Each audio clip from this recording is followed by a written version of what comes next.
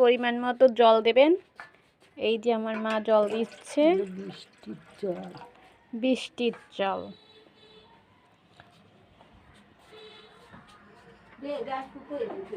চালাবো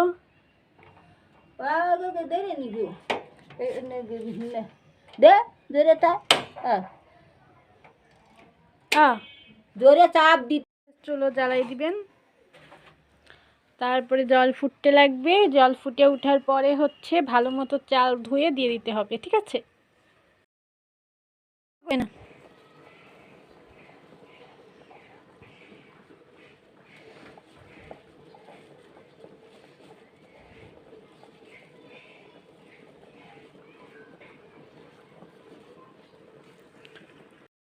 ভাত